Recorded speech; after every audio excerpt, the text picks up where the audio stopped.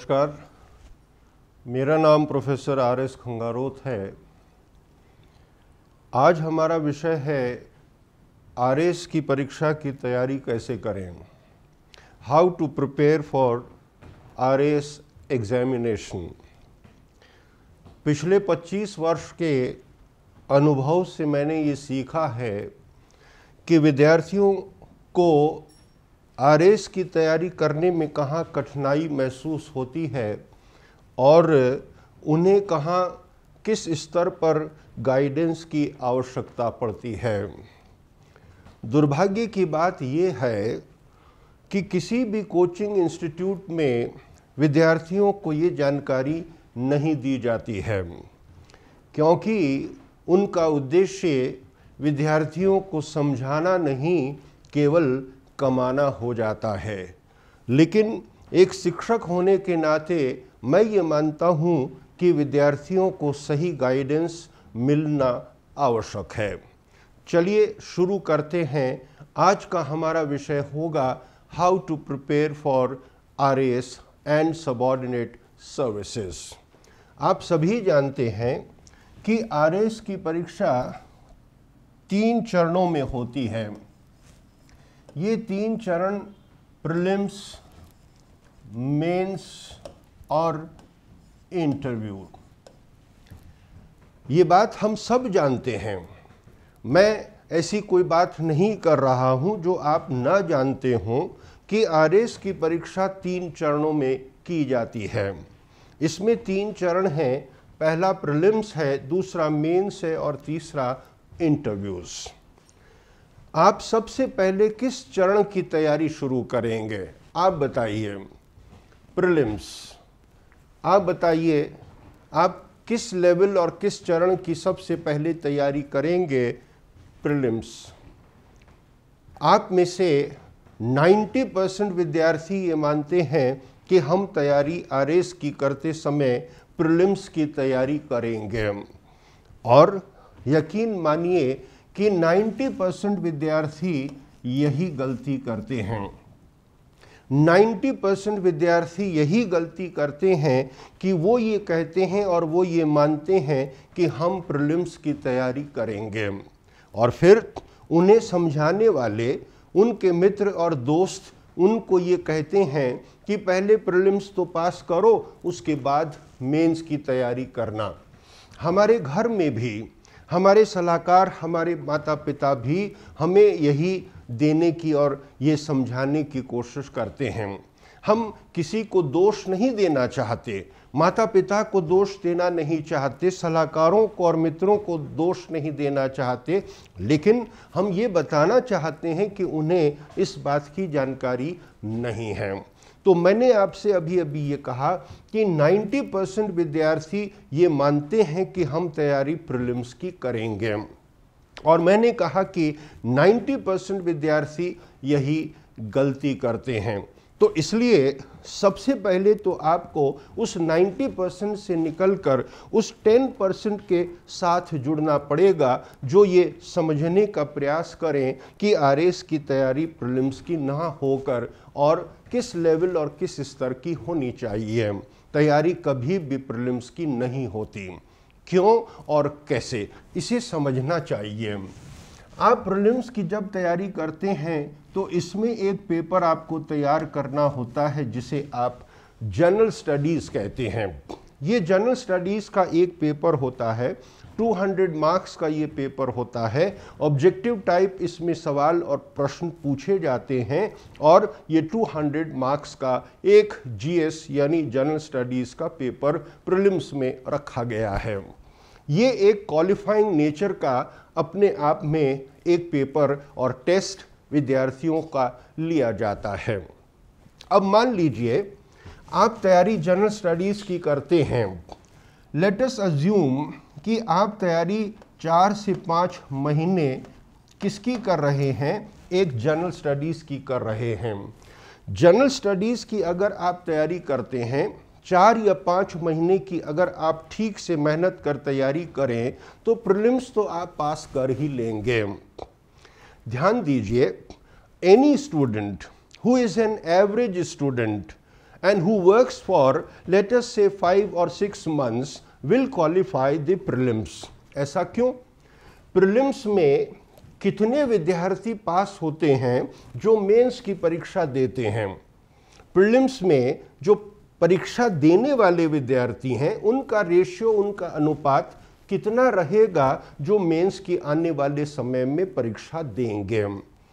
15 times the number of seats, यानी जितनी seats होती हैं उसकी तुलना में 15 गुना प्रीलिम्स में पास किए जाते हैं।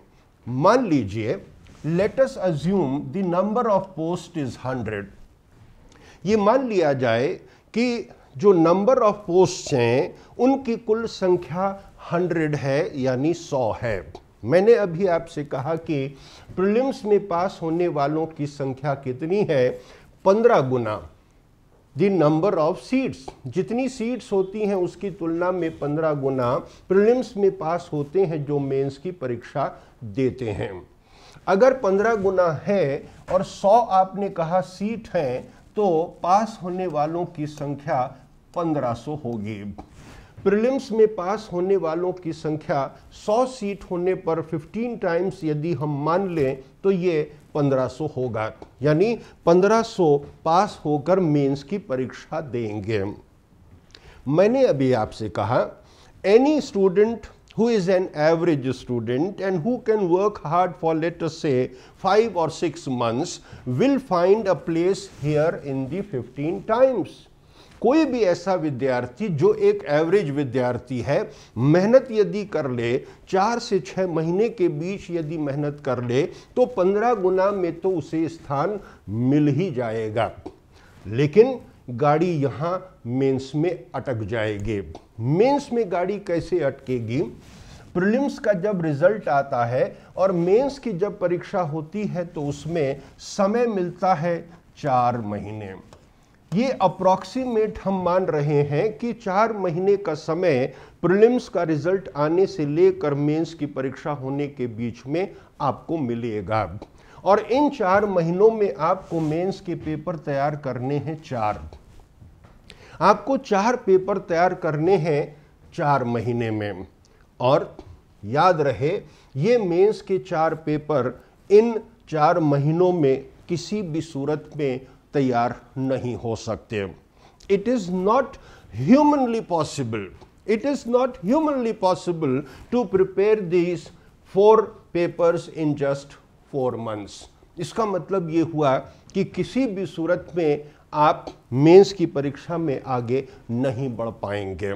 नतीजा क्या निकलेगा कि मेंस में जो विद्यार्थी पास होंगे, जो इंटरव्यू तक पहुंचेंगे, उनकी संख्या कितनी होगी?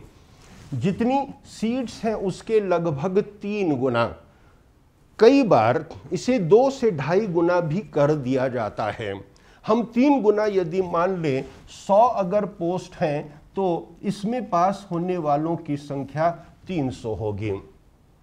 ये 300 विद्यार्थी पास कब होंगे? जब इन 1500 में से 1200 को निकाल देंगे। और आपका नंबर कहाँ आएगा? आपका नंबर इस 1200 में आएगा। आपका नंबर 1200 में क्यों आया? इसलिए नहीं कि आप मेहनती नहीं हैं, इसलिए नहीं कि आपका एकेडमिक रिकॉर्ड खराब है, इसलिए नहीं कि आपने सिंसियरली पढ़ाई नहीं की। ये तो फॉर दिस सिंपल रीज़न ये 4 पेपर आपके इन 4 महीनों में तैयार नहीं हो सकते। मैंने आपसे कहा, it is not humanly possible to prepare these 4 papers in just 4 months. नतीजा निकला कि आपका नंबर इस 1200 में आया। 1200 में नंबर आने पर फिर क्या हुआ? आप यहाँ वापस आ गए। 1200 में नंबर आने से आप वापस यहाँ पहुँच जाते हैं। फिर आप प्रीलिम्स की परीक्षा देते हैं, फिर आप एक जनरल स्टडीज़ तैयार करते हैं, 4 से 6 महीने आप लगाते हैं और आप मेंस पहुँच जाते हैं। मेंस पहुँचने पर वही 4 महीने आपको मिलेंगे और इनमें आपको ये 4 पेपर तैयार करने होंगे। ये 4 पेपर मैंने आपसे कहा तैयार नहीं होंगे, फिर आपका नंबर दोबारा यहीं आएगा। इसका मतलब ये हुआ कि 90% विद्यार्थी ये एक फ्यूटाइल एक्सरसाइज करते हैं। ये फ्यूटाइल एक्सरसाइज करते हुए आखिर में हार मान लेते हैं और फिर ये कहते हैं कि हमारी किस्मत में नहीं था, हमारा ये लक खराब था, इसलिए हम पास नहीं हो पाए। तो एक बात ये समझें कि कोई भी विद्यार्थी यदि मेहनत कर ले, 4 से 6 महीने यदि मेहनत कर ले, तो वो प्रीलिम्स तो पास हो ही जाएगा, लेकिन आगे गाड़ी अटक जाएगी। 15 गुना में उन लोगों को स्थान नहीं मिलेगा, 15 लोगों में उन लोगों को स्थान नहीं मिलेगा जिसमें हमने कहा कि फॉर्म परीक्षा का भर कर भूल गया, परीक्षा का फॉर्म भर कर आप भूल गए। उसके बाद जब परमिशन लेटर आया तो आपको ध्यान आया कि आपको ये परीक्षा देनी है, और उसके बाद आप कोशिश ये करते हैं कि आप किसी तरीके से कहीं से नोट्स हासिल कर लें, कहीं से आप कुछ और नोट्स के साथ साथ बुक्स या किताबें हासिल कर लें, और उससे आपका निष्कर्ष नहीं निकलेगा। फ्यूटाइल एक्सरसाइज हम करते रहेंगे, मेहनत करने वाले विद्यार्थी को 15 गुना में स्थान ज़रूर मिलेगा, लेकिन गाड़ी यहाँ मेंस में अटक जाएगी, और मेंस में अटकने के बाद आपका स्थान इस 1200 में रहेगा। एक बार फिर यहाँ प्रीलिम्स आप पहुँच जाएंगे, और मैं आपसे बार बार कह रहा हूँ कि 90% विद्यार्थी यही फ्यूटाइल एक्सरसाइज करते हैं। तो फिर प्रश्न और सवाल ये है कि इसका निष्कर्ष क्या होगा। इसका निष्कर्ष केवल एक है, और वो निष्कर्ष क्या है, ध्यान दें, this examination is a process, this examination is a process not of selection but of elimination. ध्यान दें, ये परीक्षा सिलेक्शन की प्रक्रिया नहीं है, ये छटनी करने की प्रक्रिया है। छटनी करने की प्रक्रिया यदि है तो इसका मतलब ये हुआ कि आपको सबसे पहले ये समझना चाहिए कि इस परीक्षा का स्वरूप क्या है, इस परीक्षा का नेचर क्या है, इस परीक्षा का एम और उद्देश्य क्या है। आप विश्वविद्यालय की परीक्षा देते हैं, आप बोर्ड्स की परीक्षाएं देते हैं, और इन विश्वविद्यालयों की और बोर्ड्स की परीक्षाओं में आपकी कॉपीज चेक होती हैं। ये कॉपीज चेक करने में हम क्या करते हैं, आप जब फर्स्ट ईयर में होते हैं तो प्रयास ये होता है कि आपको फर्स्ट ईयर से निकाल कर सेकेंड ईयर में पहुंचा दिया जाए, सेकेंड ईयर से निकाल कर आपको थर्ड ईयर में निकाल दिया जाए, और आप एकदम बाहर निकल कर अपने आप को ग्रेजुएट मानने लगते हैं। आप ग्रेजुएट ज़रूर हो गए, लेकिन आपको वहाँ पास करने की प्रक्रिया थी, और इस तरीके से हमने बेरोज़गारों की एक भीड़ इकट्ठा करने का काम कर लिया, उसकी संख्या को बेरोज़गारी की बढ़ाने का काम कर दिया। और इसलिए मैंने आपसे कहा कि विश्वविद्यालय की परीक्षा में और इस कॉम्पिटिटिव एग्ज़ाम की जो परीक्षा है उसमें बहुत फ़र्क है, इसे समझना चाहिए। तो इसलिए मैंने आपसे कहा कि ये सबसे पहला और महत्वपूर्ण निष्कर्ष क्या होगा। इसका सबसे पहला महत्वपूर्ण निष्कर्ष ये है, this examination is a process not of selection but of elimination. ये सिलेक्शन की प्रक्रिया नहीं है, ये छटनी करने की प्रक्रिया है। ये सबसे पहली बात समझनी चाहिए। तो फिर अब प्रश्न ये है कि फिर तैयारी कैसे करें। तो तैयारी कैसे करें, इसका निष्कर्ष निकाल लेना चाहिए। आप जब प्रीलिम्स की तैयारी करते हैं तो ध्यान रखिए कि प्रीलिम्स की जब आप तैयारी करें तो इसकी तैयारी मेंस के आधार पर होनी चाहिए। मेंस में आपके 4 पेपर हैं, general studies 1, general studies 2, general studies 3, और ये एक 4th पेपर होगा जो आपका लैंग्वेज का होता है, जो आपका भाषा से संबंधित है।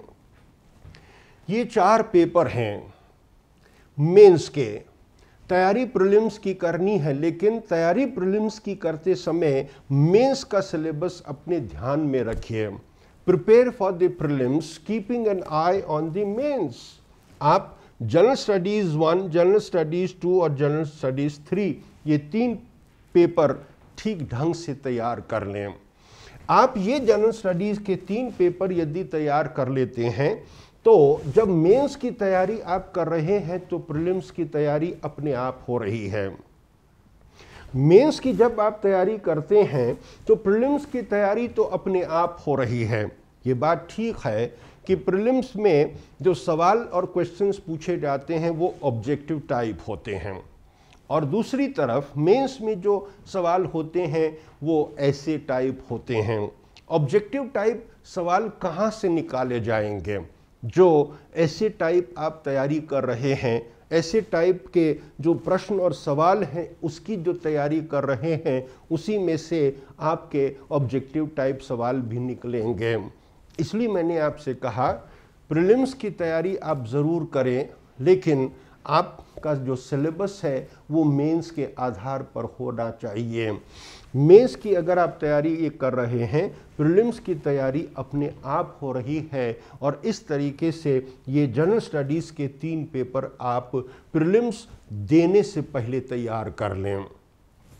ये जो 4 महीने आपको मिलेंगे, इन 4 महीनों में आपको क्या करना है? इस 4th पेपर को तैयार करना चाहिए।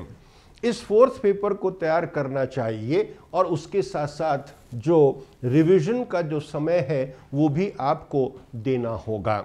याद रहे, रिवीजन इज अ मस्ट। आप सबसे छोटी क्लास की परीक्षा दें या हाईएस्ट लेवल की परीक्षा दें, रिवीजन करना हमेशा आवश्यक होगा।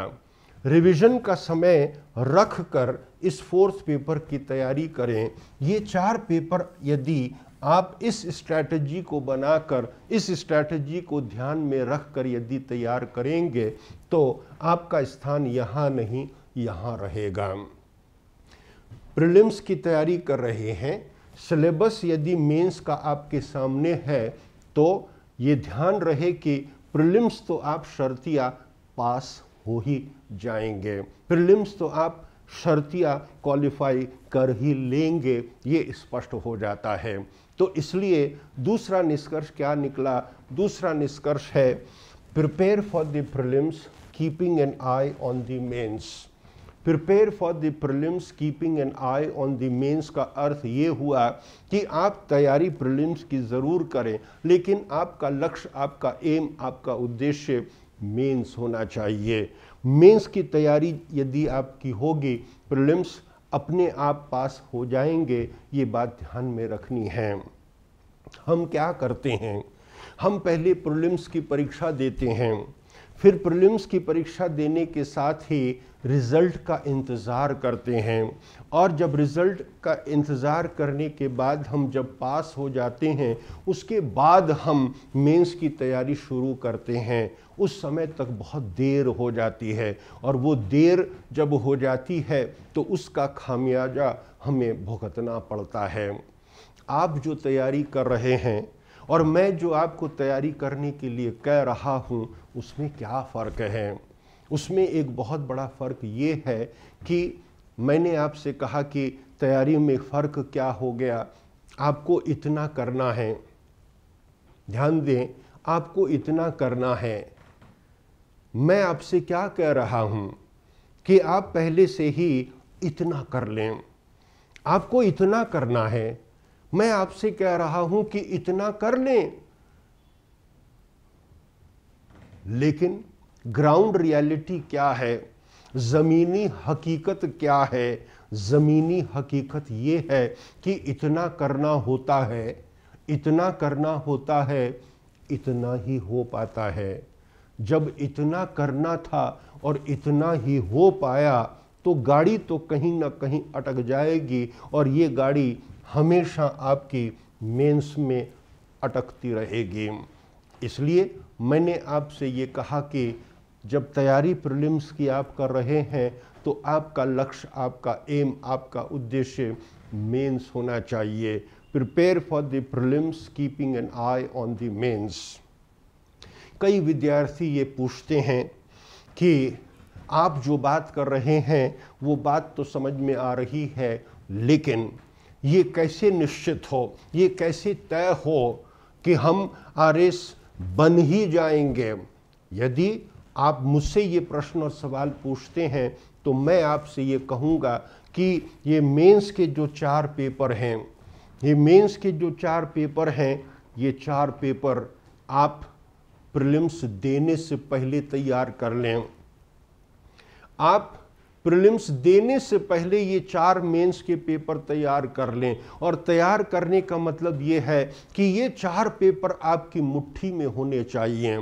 ये 4 पेपर की आपकी तैयारी उच्च स्तर की होनी चाहिए। मैं आपसे ये वादा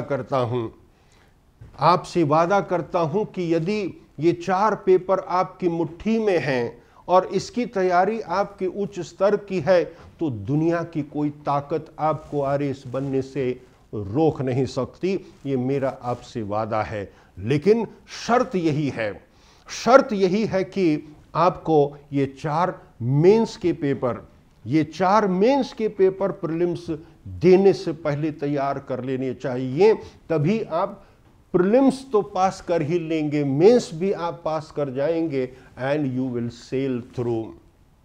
हमारा दूसरा निष्कर्ष क्या निकला? मैंने अभी आपसे कहा दूसरा निष्कर्ष है prepare for the prelims keeping an eye on the mains. तीसरा विषय क्या हो सकता है? तीसरा विषय महत्वपूर्ण क्या होगा, ये आपको ध्यान देना है। तीसरा विषय है 4th पेपर का महत्व। हमारा जो चौथा पेपर है, जिसे हम लैंग्वेज का पेपर कह रहे हैं, जिसमें इंग्लिश और हिंदी में ये विभाजित है, इंग्लिश और हिंदी का जो लैंग्वेज पेपर है, इस पर ध्यान देना चाहिए, इसको निगलेक्ट नहीं करना चाहिए। Remember, it will be the 4th paper, it will be the language paper which will decide your final selection and not the 3 general studies paper। कहने का अर्थ ये रहा कि आपका जो चौथा पेपर है ये आपका फाइनल सिलेक्शन निर्धारित करेगा। जो 3 जनरल स्टडीज़ के पेपर्स हैं वो आपका फाइनल सिलेक्शन निर्धारित नहीं करेंगे। कैसे, इसे समझना चाहिए। हमारे जो 1st, 2nd और 3rd जनरल स्टडीज़ के पेपर हैं, 1st, 2nd और 3rd जनरल स्टडीज़ के हमारे जो विषय जनरल स्टडीज़ के पेपर हैं, इसमें तैयारी विद्यार्थियों की एक स्तर की, एक लेवल की होती है। एक लेवल की और एक स्तर की पढ़ाई और तैयारी का मतलब क्या?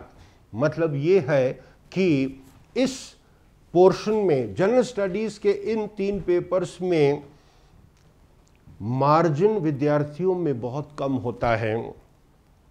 नेक टू नेक फाइट चलता है, आपस में जो मार्जिन है वो बहुत कम होता है। मार्जिन कम होने का अर्थ ये रहा कि इन 3 पेपर्स में जो विद्यार्थी, हम उन विद्यार्थियों की बात कर रहे हैं जो सेलेक्ट होते हैं, जो विद्यार्थी सेलेक्ट होते हैं हम उनकी बात कर रहे हैं। और सेलेक्ट होने वाले विद्यार्थियों में 1st, 2nd और 3rd जो जनरल स्टडीज़ के पेपर हैं उनमें आपस में मार्जिन कम होता है। हम उन विद्यार्थियों की बात नहीं कर रहे हैं जो प्रीलिम्स देते हैं, हम उन विद्यार्थियों की बात नहीं कह रहे हैं जो प्रीलिम्स देकर 15 गुना से बाहर निकल गए हैं। याद रहे, प्रीलिम्स देने वालों की भीड़ होती है, आपको भीड़ में शामिल नहीं होना है, आपको उस 10% में शामिल होना है जो ये सीख ले, वो जान ले कि ये परीक्षा क्या है, इस परीक्षा का नेचर क्या है, इसे आप समझ लें, तभी आप सक्सेसफुल हो सकते हैं। तो मैंने आपसे अभी ये कहा कि ये जो 3 विषय हैं, 3 जनरल स्टडीज़ के पेपर हैं, इनमें जो सेलेक्ट होते हैं विद्यार्थी, उनमें आपस में मार्जिन कम होता है।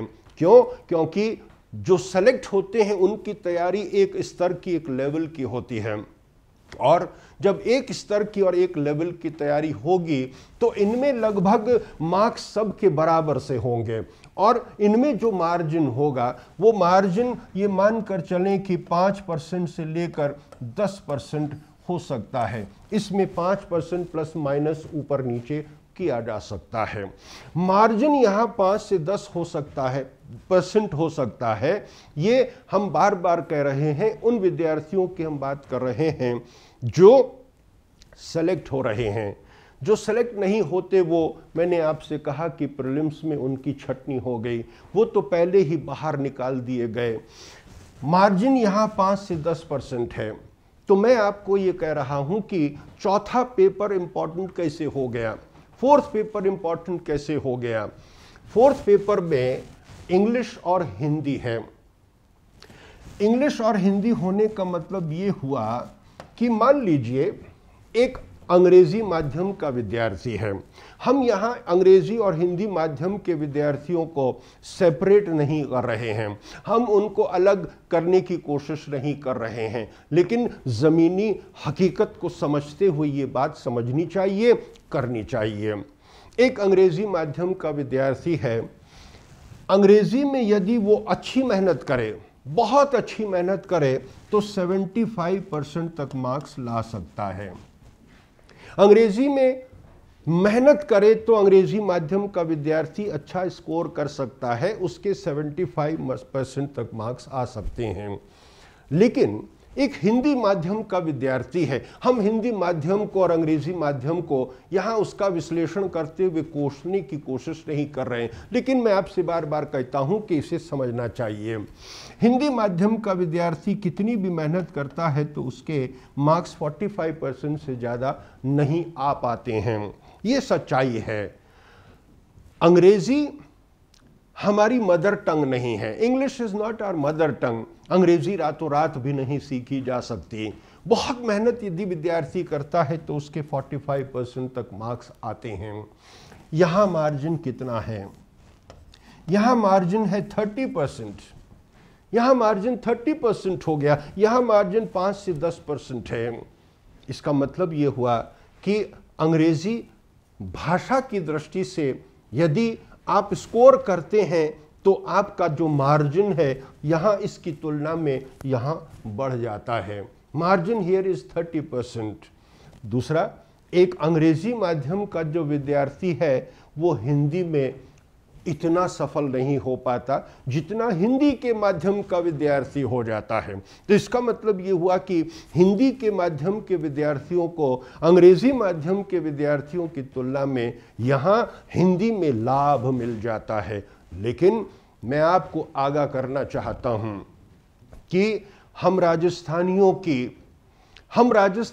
की हिंदी उतनी अच्छी नहीं मानी जाती जितनी कि हिंदी भाषा की दृष्टि से हमारी होनी चाहिए।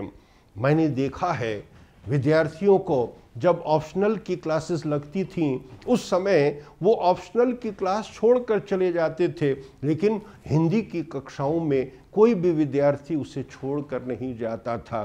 क्यों? क्योंकि हिंदी की क्लास में जाने के बाद ये पता चलता था कि हमें हिंदी नहीं आती।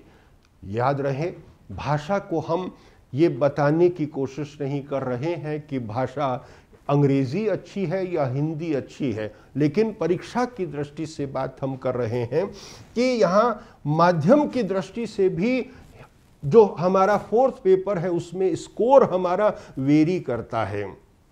अंग्रेजी माध्यम के विद्यार्थी को यहाँ हिंदी की तुलना में, हिंदी माध्यम के विद्यार्थी की तुलना में लाभ मिल रहा है, लेकिन हिंदी माध्यम के विद्यार्थी को अंग्रेजी माध्यम के विद्यार्थी की तुलना में हिंदी विषय में और भाषा में उसे लाभ मिलता है। इसलिए मैंने आपसे कहा कि जिसकी अंग्रेजी अच्छी है, जिसने हिंदी पर भी अपना कमांड किया है, उसे भाषा की दृष्टि से और इस फोर्थ पेपर में लाभ मिलेगा। यहाँ मार्जिन आपने कहा 30% है, यहाँ मार्जिन आपने कहा 5 से 10% हो सकता है, इसमें 2, 4, 5% का वेरिएशन भी हो सकता है। तो क्या बात समझ में आ रही है? क्या बात समझ में आ रही है? बात ये समझ में आ रही है कि it is not important, let us से हम ये कहना चाहते हैं कि इस परीक्षा में ये बात महत्वपूर्ण नहीं है कि आप कितने अच्छे हैं। आप कितने अच्छे हैं, प्रश्न ये है कि आप दूसरों से कितने अच्छे हैं। The point is not how well you perform, the point is not how well you perform, the point is how well you perform better in comparison to the others. ये अदर्स कौन हैं? ये अदर्स कौन हैं? याद रहे, जो 100 आपने कहा था कि नंबर ऑफ पोस्ट हैं, इसका मतलब ये हुआ कि इन 100 में जो पहले सेलेक्ट हो चुके हैं उनमें भी बहुत सारे विद्यार्थी हैं जो दोबारा परीक्षा दे रहे हैं। आपका कंपटीशन प्रीलिम्स देने वालों से नहीं है, आपका कंपटीशन ऐसे विद्यार्थियों से भी है जो पहले ये परीक्षा और इंटरव्यू तक पहुंचने का काम 2 या 3 बार पहले कर चुके हैं। तो इसलिए मैंने आपसे कहा कि ये बात महत्वपूर्ण नहीं है कि आप कितने अच्छे हैं, प्रश्न ये है कि आप दूसरों से कितने अच्छे हैं। The point is not how well you perform, the point is, हम कहना चाहते हैं how well you perform better than the others. और ये बेटर देन द अदर्स कौन है? जो पहले से किसी न किसी एक पोस्ट पर स्थापित हैं, उनके साथ आपको कॉम्पीट करना है। इसलिए मैंने आपसे कहा कि जो 4th पेपर है, जो लैंग्वेज का पेपर है, ये आपका फाइनल सिलेक्शन निर्धारित करेगा। Your final selection will depend on the 4th paper and not the general studies paper. इसका मतलब सरल भाषा में यही है कि आप इस लैंग्वेज के पेपर को निगलेक्ट ना करें। हमें समझाने वाले, हमें राय देने वाले अक्सर ये कहते हैं कि अंग्रेज़ी हिंदी में क्या रखा है, अंग्रेज़ी हिंदी में क्या रखा है, कुछ दिन तैयारी करेंगे और पास हो जाएंगे। मैंने आपसे कहा कि यहाँ आपको पास नहीं होना है, यहाँ आपको कॉम्पीट करना है, और कॉम्पीट ऐसे विद्यार्थियों से करना है जो मैंने आपसे कहा आपसे बेहतर हो सकते हैं। इसलिए अगर बेहतर से आपको कॉम्पीट करना है तो उसके ऊपर के स्तर की आपको तैयारी करनी होगी। इसलिए मैंने आपसे कहा कि चौथे पेपर को निगलेक्ट नहीं करना है। चौथा पेपर अगर आपने निगलेक्ट किया तो आप मान कर चलें कि आपकी जो रैंकिंग होगी उस पर इसका असर और प्रभाव पड़ेगा। चौथे पेपर को हमने अक्सर देखा है, वर्षों से देखा है कि विद्यार्थी निगलेक्ट करते हैं। आप 3 पेपर जो ऊपर आपने जनरल स्टडीज़ के बताए, उनमें जिस स्तर और लेवल की पढ़ाई कर रहे हैं, चौथे पेपर की उस लेवल और स्तर की पढ़ाई ज़रूर करें। किसी भी तरीके से लापरवाही ना बरतें, अन्यथा आपको रैंकिंग में जो फाइनल रैंकिंग होगा उसमें आपको इसका खामियाजा भुगतना पड़ेगा। आगे बढ़ते हैं। हमारा अगला विषय है, जो फाइनल चरण है, फाइनल स्टेज है, इंटरव्यू। फाइनल चरण हमारा इंटरव्यूज़ का होगा। और आपने बहुत सारे विद्यार्थियों को ये कहते हुए सुना होगा कि हमारा कोई एक दोस्त है, मित्र है, उसने 4 बार मेंस की परीक्षा पास कर ली, लेकिन इंटरव्यू में वो रह जाता है, या कहें इंटरव्यू में वो फेल हो जाता है। ये एक बहुत कॉमन बात उभर कर विद्यार्थियों की ओर से आती है, और वो अक्सर ये कहते हैं कि मेंस की परीक्षा पास कर ली लेकिन इंटरव्यू में रह जाता है, इंटरव्यू में वो फेल हो जाता है। याद रहे, ये आपका दृष्टिकोण बिल्कुल गलत है, ये दृष्टिकोण बिल्कुल गलत है। इंटरव्यू के जो मार्क्स होते हैं वो आरएस में 100 मार्क्स हैं, 100 मार्क्स का इंटरव्यू होता है। और आप ये कह रहे हैं कि इंटरव्यू में कोई फेल हो गया या असफल हो गया। मैं आपसे कह रहा हूं कि ये सोच और ये दृष्टिकोण बिल्कुल गलत है। कैसे? मान लीजिए आपने मेंस की परीक्षा जो दी है उसमें आपका टोटल 430 है। मेंस की परीक्षा का और इंटरव्यू का जो टोटल होगा उन दोनों को मिलाकर ही आपकी रैंकिंग निर्धारित की जाएगी। मेंस में मान लीजिए, ये बहुत एक रफ आइडिया मैं आपको देने की कोशिश कर रहा हूं, 430 आपने स्कोर किया मेंस में, मान लेते हैं। इंटरव्यू में 100 मार्क्स हैं और मान लीजिए इंटरव्यू में आपने स्कोर किया 80 मार्क्स। अगर 100 में से 80 नंबर आपने इंटरव्यू में लिए हैं तो इसका मतलब ये हुआ कि ये एक आउटस्टैंडिंग स्कोर है। ये आउटस्टैंडिंग स्कोर है, आपने 100 में से 80 मार्क्स इंटरव्यू में स्कोर कर लिए हैं। ये आपका टोटल होगा और ये टोटल आपकी रैंकिंग निर्धारित करेगा। एक विद्यार्थी का हम उदाहरण ले रहे हैं, दूसरे एक और विद्यार्थी का हम उदाहरण लेते हैं और इस विद्यार्थी के हम ये मानते हैं कि मेंस की परीक्षा में इसका टोटल है 580, 580 इसके नंबर मेंस में आ रहे हैं। मैंने आपसे कहा ये बहुत रफ एस्टीमेट है।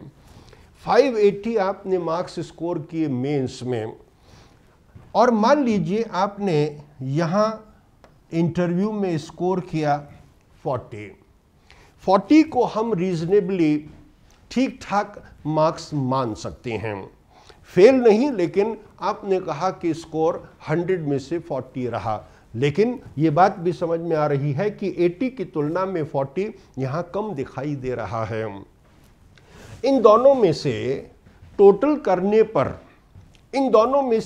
करने पर कौन सा विद्यार्थी पास होगा? ये स्पष्ट दिखाई दे रहा है, ऊपर वाला या नीचे वाला? ठीक आपने बताया, नीचे वाला। ये नीचे वाला पास क्यों हुआ, जबकि इंटरव्यू में तो मार्क्स आपके बहुत अच्छे हैं?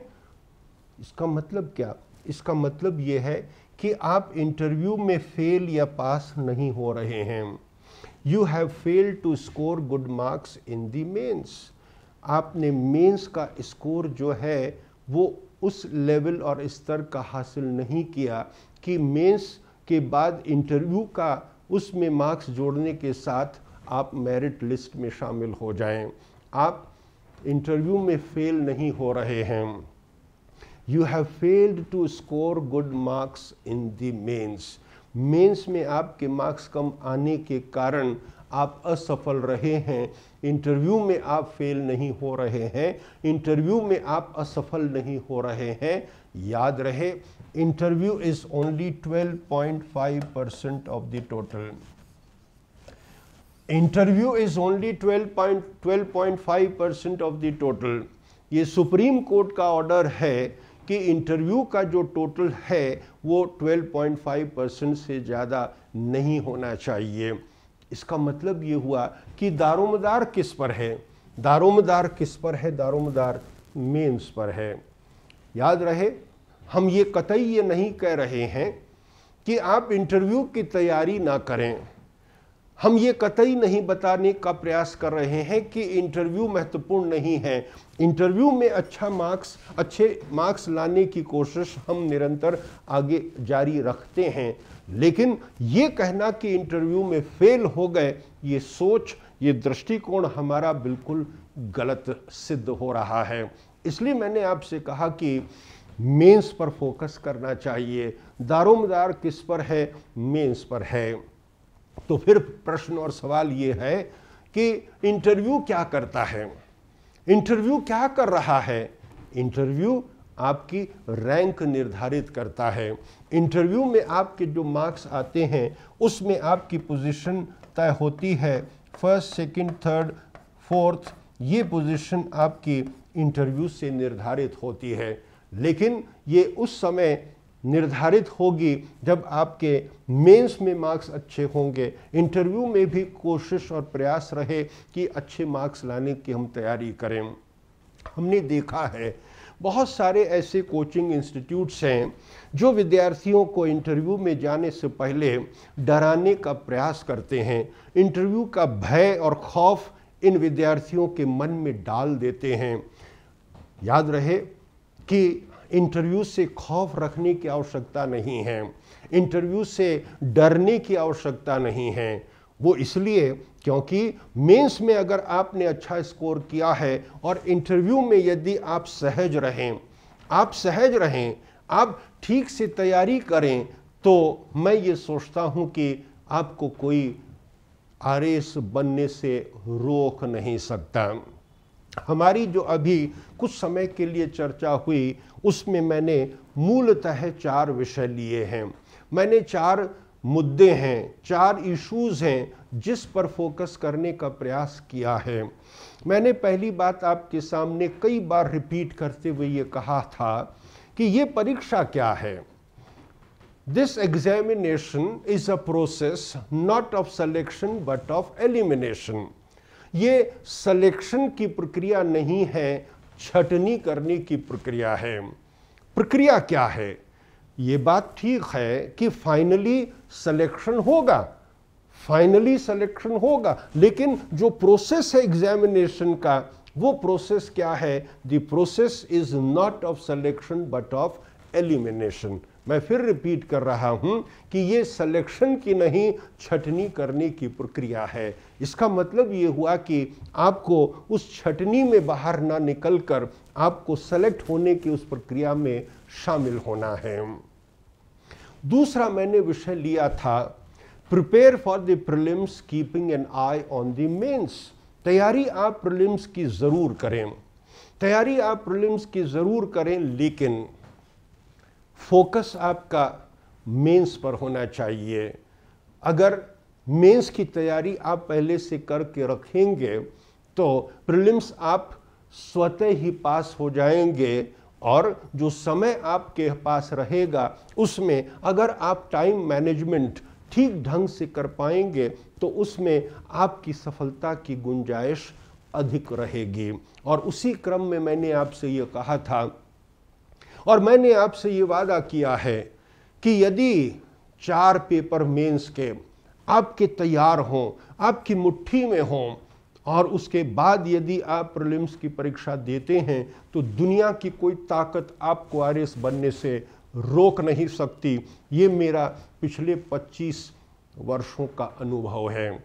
मेरा 25 वर्षों का ये अनुभव ये कहता है कि विद्यार्थी ने जिसने प्रारंभ से ही मेहनत की है तो वो सफल जरूर हुआ है। तीसरी बात मैंने आपके सामने रखी थी, don't neglect the 4th paper, that is the language paper. इसका अर्थ ये हुआ कि जो चौथा पेपर है, जो लैंग्वेज का पेपर है, उसे निग्लेक्ट नहीं करना है। बहुत से विद्यार्थी उसको बहुत लाइटली लेते हैं, उसे निग्लेक्ट ना करें, क्योंकि आपका जो फाइनल सिलेक्शन होने वाला है वो किस पर निर्भर करेगा? वो आपके इस चौथे पेपर पर निर्भर करेगा। इसका अर्थ ये नहीं हुआ कि फर्स्ट, सेकंड और थर्ड जनरल स्टडीज के पेपर को आप निगलेक्ट करें। जिस लेवल और जिस स्तर की तैयारी आप फर्स्ट, सेकंड और थर्ड जनरल स्टडीज के पेपर की करते हैं, उससे अच्छी बेहतर तैयारी आपको 4th पेपर की करनी होगी, क्योंकि मैंने आपसे कहा इस परीक्षा में ये बात महत्वपूर्ण नहीं है कि आप कितने अच्छे हैं, प्रश्न ये है कि आप दूसरों से कितने अच्छे हैं। The point is not how well you perform, the point is how well you perform better in comparison to the others. ये ध्यान रखिए कि चौथे पेपर को निगलेक्ट नहीं करना है। और मैंने चौथी और अंतिम बात आपके सामने रखी थी। चौथी बात ये रखी थी कि interview is only 12.5% of the total. इसलिए इंटरव्यू का जो भय है, इंटरव्यू का जो डर है, उसे आप दिमाग से निकाल दें। और यदि आप ऐसा कर पाते हैं और मेंस पर फोकस कर बाद में इंटरव्यू की ढंग से तैयारी यदि करते हैं, तो मैं ये नहीं सोचता कि आपको इस परीक्षा में सफल होने से कोई रोक सकता है। अगर मैंने आपके सामने जो विषय रखा है उसको यदि आप समझ पाए हैं तो उसका निष्कर्ष एक ही होगा, और उसका निष्कर्ष ये है कि एक साधु है जो एक साधु धुनी लगा कर बैठता है, आप भी एक साधु की तरह धुनी लगा कर बैठ जाइए और इसकी तैयारी शुरू कर दीजिए। और इसकी तैयारी यदि एक साधु की तरह बैठकर धुनी लगाकर आप यदि करेंगे तो मैं ये नहीं सोचता कि आप इस परीक्षा में सफल नहीं हो सकते। क्या चाहिए? Hard work and little bit of luck. Hard work and little bit of luck, that is all what is required. इसलिए मैंने आपसे कहा कि मेहनत करते रहिए। यदि लक आपको साथ दे, मैं लक किसे कह रहा हूं, मैं लक किसे मान रहा हूं? यदि आपने 5 टॉपिक्स ठीक ढंग से तैयार कर लिए और एक टॉपिक ऐसा है जिसको आपने ठीक ढंग से तैयार नहीं किया, उसमें से सवाल और प्रश्न पूछ लिए गए, तो आप ये मानकर चलें कि उस दृष्टि से आप उतने लकी नहीं रहे। लेकिन फिर भी इसमें जो आपका हार्डवर्क होगा, इसमें जो आपकी मेहनत होगी, वही आपके लिए सफलता की कुंजी होगी। इसलिए मैंने अंत में आपसे ये कहा, hard work and little bit of luck, that is all what is required. Wish you all the best. आप तैयारी करें, मेहनत करें, सफलता आपके पांव चूमेगी, ये मेरा वादा है। Thank you very much.